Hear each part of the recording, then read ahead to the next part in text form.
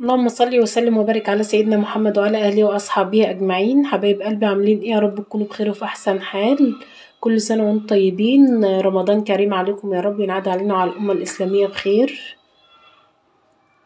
النهارده بقى اعمل معاكم الفول المدمس وافرم الطعميه عشان ان شاء الله رمضان بكره باذن الله. النهارده بقى دي طريقتي في المعمر.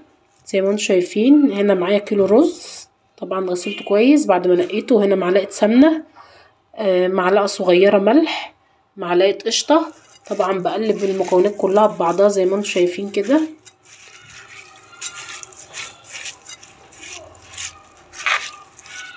بخلي السمنه تتوزع في الصينيه بتاعتي على الرز كله، هي والقشطه مع بعض عشان كمان الملح كده يا حبايبي. زي ما انتم شايفين هبدأ بقى انزل عليه باللبن. بسم الله الرحمن الرحيم.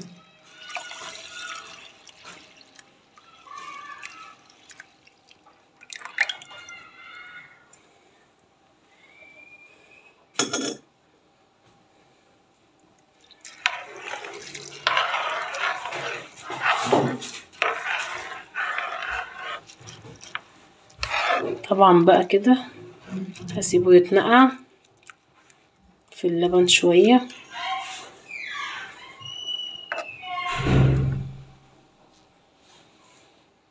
وده بقى يا حبايبي هنا الفول المفصص. طبعا بعد ما اتنقع ليلة كاملة معايا هغسله بقى دلوقتي كويس علشان افرمه.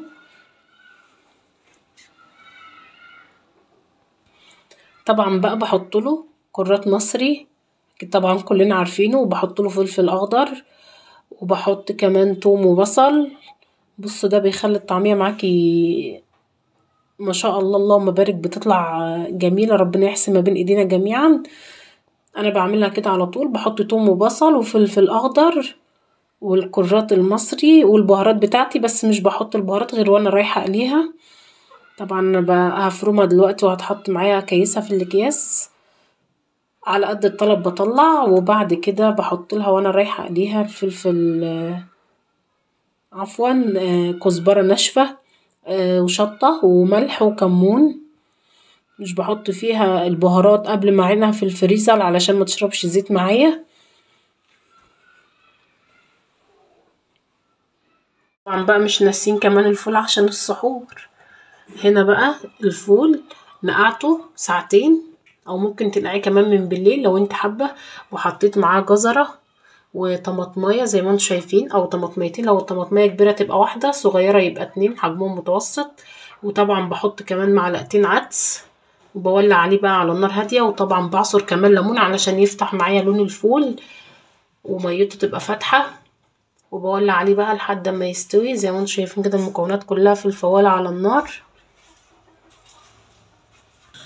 كده. بقى ولعنا عليه النار اهوت لحد ما يغلي، وبعد كده هدي عليه النار. وكمان حطيت العدس زي ما انتم شايفين غطى الفول خالص اهو.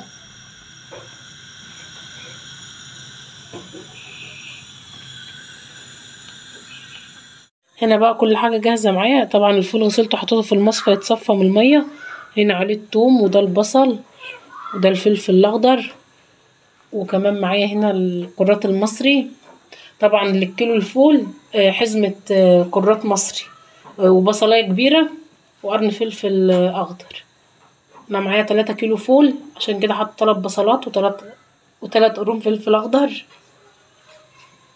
هفرمها بقى واوريها لكم بعد الفرم ان شاء الله.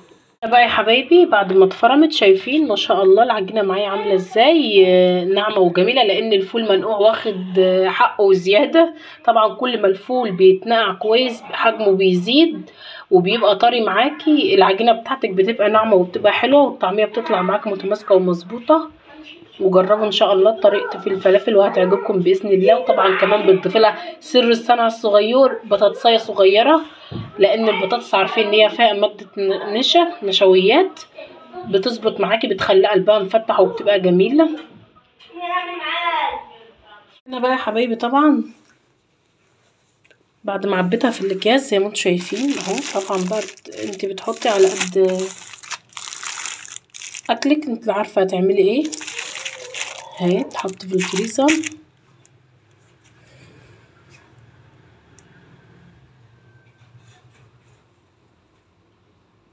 طبعا بقى حبايبي الفول بيغلي اهوت. طبعا شايفين ما شاء الله لونه فاتح كمان عشان الليمون بيفتح لونه.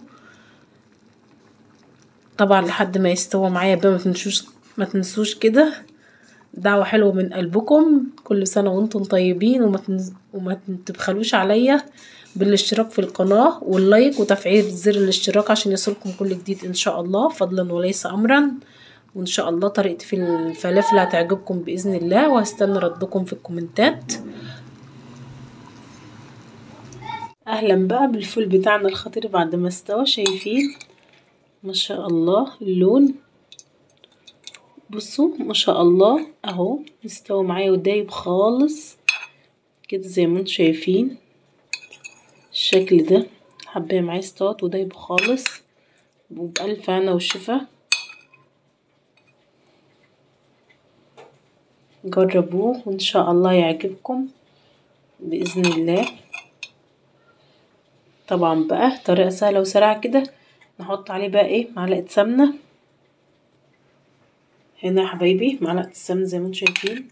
طبعا هتسيح بسرعة معايا وتدوب فيه دوب علشان هو سخن زي ما انتم شايفين بيدخن. وكمان هنحط زيت كده يا حبايبي، ننزل بالزيت حبة زيت خفاف كده، وكمان ملح خلطة زي ما انتم شايفين، ملح فلفل عفوا على طول الفلفل معلقة معايا، ملح كزبرة ناشفة كمون شطة، ده ملح الخلطة. طبعا بقى هبدأ اهرس الفول، بس طبعا المعلقة ما تنفعش لازم شوكة. هنا طبعا عندي الشوكة اسرع كده زي ما انتم شايفين.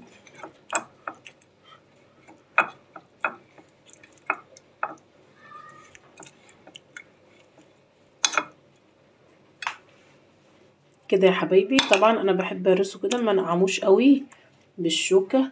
والتركايه الاخيرة معايا هنا في طبق الفول ليمونة، نص ليمونة معايا كده كمان. تمام اوي كده جاهز. بصوا الطعم حكاية، وان شاء الله هتجربوه وهيعجبكم بإذن الله. سيبكم بخير واشوفكم على خير ان شاء الله في فيديو جديد.